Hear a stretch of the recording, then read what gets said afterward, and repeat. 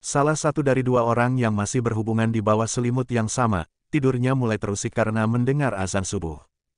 Dia sedikit menggeliat karena merasa kebas pada tangan kanannya. Dibukanya mata yang masih begitu berat untuk segera menunaikan sholat subuh. Tapi dia mengurungkan niatnya saat melihat seseorang yang masih terlelap di pelukannya. Wanita cantik yang kini telah menjadi istrinya secara lahir dan batin itu tampak belum terusik sama sekali. "Dek, bangun." Aditya membelai pipi Anga. Anga hanya menggeliat dan semakin menyusupkan wajahnya di dada bidang suaminya. "Sudah subuh, kita harus sholat," bisik Aditya dengan suara seraknya. "Iya mas bentar," sahut Anga tanpa membuka matanya. "Mau bangun sendiri terus mandi, apa mas gendong nanti mas yang mandiin? Pilih mana?" Anga langsung membuka matanya. Dia tentu merasa malu kalau harus dimandikan oleh suaminya sendiri. "Anga bisa mandi sendiri mas." "Ya sudah ayo bangun, tangan mas udah kebas." Anga langsung melepaskan diri dari suaminya. Lengan berotot yang menopang kepalanya itu terasa sangat nyaman hingga membuatnya nyenyak sampai pagi. "Mas dulu apa kamu dulu yang mandi? Apa mandi bareng aja?" "Anga dulu yang mandi mas." Anga lagi-lagi dibuat kaget oleh Aditya yang mulai sering menggodanya. Apalagi saat di kafe milik Nanda kemarin, Anga sampai takut melihat kemarahan Aditya. "Ya udah sana," tapi Anga tak kunjung bergerak, dia masih diam di bawah selimut, tapi rasanya tetap saja malu. "Ayo bangun, tunggu apa lagi dek?" Itu, mas hadap sana dulu." Anga nggak pakai baju, Anga menutup wajahnya karena begitu malu. "Astaga dek, kenapa emangnya kalau mas lihat tubuh kamu? Kan semalam mas udah lihat semuanya. Nggak usah malu sama suami sendiri. Di mana istri mas yang nakal tadi malam? Kenapa sekarang jadi pemalu lagi kayak gini?" Aditya gemas sendiri. Anga malah semakin menutup wajahnya dengan selimut. Jika diingat-ingat, buruan mas, pinta Anga dengan manja. Iya, mas nggak lihat kamu deh." Anga merasakan ranjangnya bergoyang, sepertinya Aditya sudah mengubah posisinya membelakangi Anga.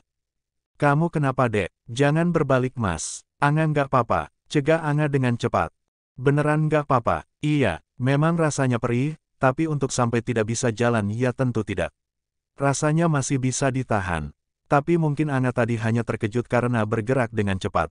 "Dek," Anga yang sudah membuka pintu kamar kembali berbalik untuk menatap suaminya. "Iya mas, kamu udah tahu caranya mandi junub belum?"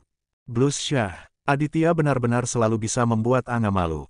Udah mas, Anga mandi sekarang." Tanpa mempedulikan Aditya lagi, dia langsung melesat ke kamar mandi.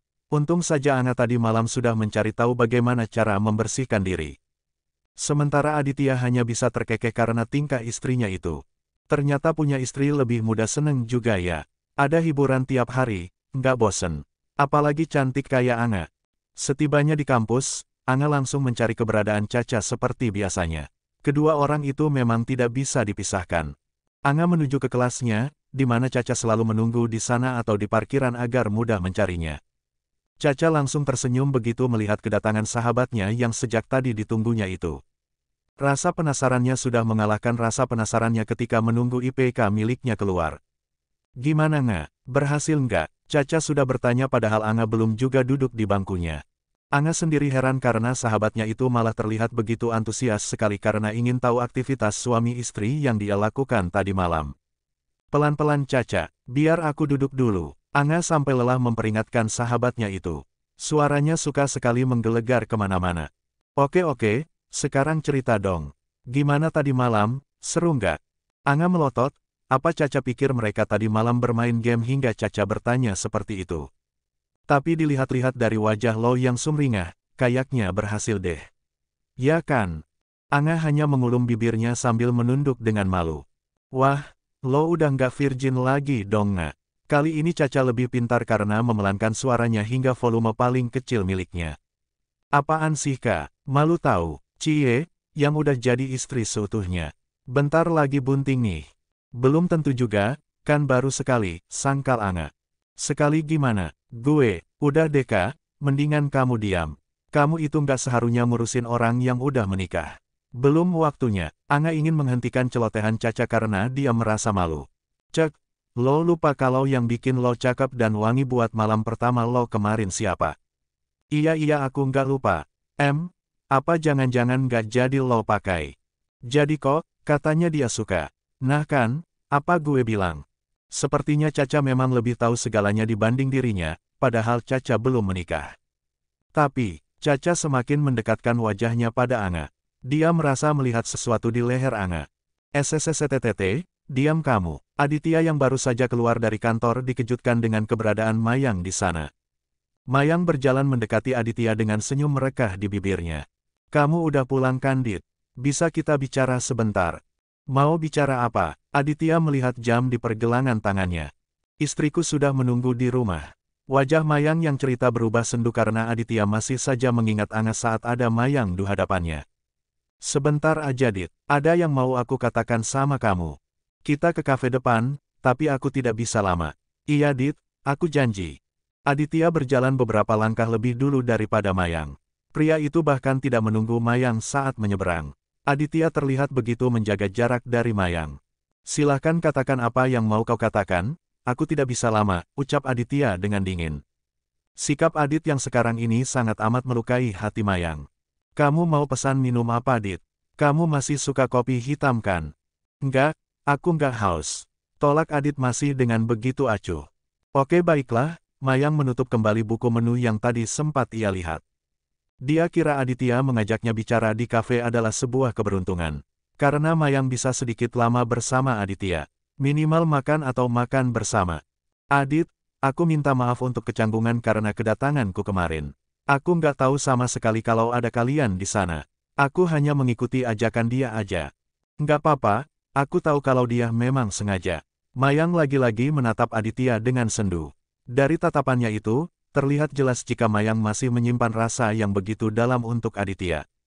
Tapi pria di depannya itu sudah terlihat acuh tak acuh sejak pertama kali mereka bertemu walau 5 tahun lamanya mereka berpisah. Dit, apa kamu tidak bisa memaafkanku? Aku sudah memaafkanmu, Mayang. Kalau kamu sudah memaafkanku, kenapa kamu begitu dingin? Kamu juga acuh sama aku, kamu pasti masih marah kan? Aditya menatap Mayang dengan lekat. Dia ingin Mayang tahu kalau apa yang Mayang pikirkan itu salah. Lalu aku harus bagaimana? Sikapku ini adalah wajar bagi laki-laki yang sudah beristri, karena aku tidak mau menyakiti hati istriku. Kita juga seharusnya tidak sepantasnya bertemu hanya berdua begini. Mayang kembali menatap Aditya dengan nanar. Dulu hanya dia yang menjadi prioritas Aditya. Dia adalah wanita yang begitu dicintai Aditya, tapi sekarang tidak lagi. Aditya telah menjadi milik wanita lain. Tapi Dit, selama ini aku masih setia dengan perasaanku ke kamu.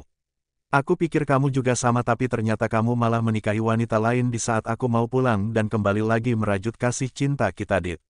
Apa kamu nggak mau memperbaiki hubungan kita lagi, Dit? Sekarang aku udah kembali, aku nggak akan pergi kaya dulu lagi. Tolong beri aku kesempatan kedua, Dit.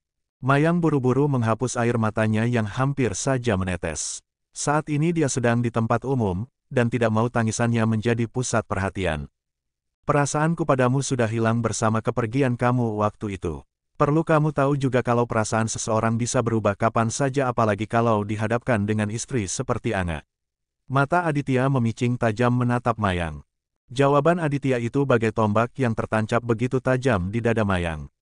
Sepertinya memang sudah tak ada harapan lagi bagi Mayang untuk kembali meraih cinta Aditya. Tapi Mayang seakan menolak kenyataan itu. Tapi kalian menikah karena terpaksa kan? Aku juga yakin kalau kamu tidak mencintai Anga, Dit. Pernikahan kalian aja belum ada 2 bulan.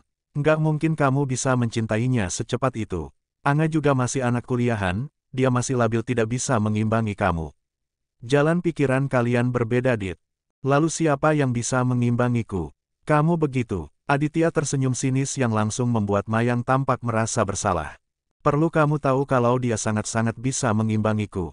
Walau umurnya di bawahku tapi dia wanita yang penurut, dia tidak pernah membantahku, dia mendengarkan dan menghargai aku sebagai seorang pria dan sebagai suami.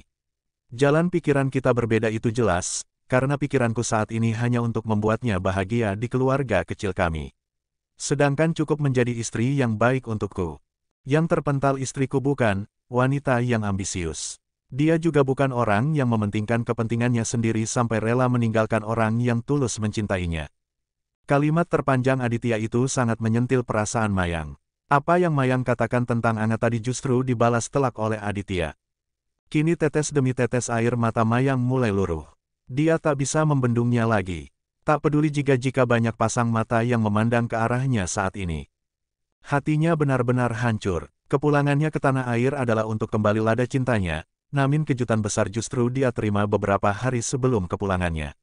Pria yang masih begitu ia cintai telah menikahi wanita lain.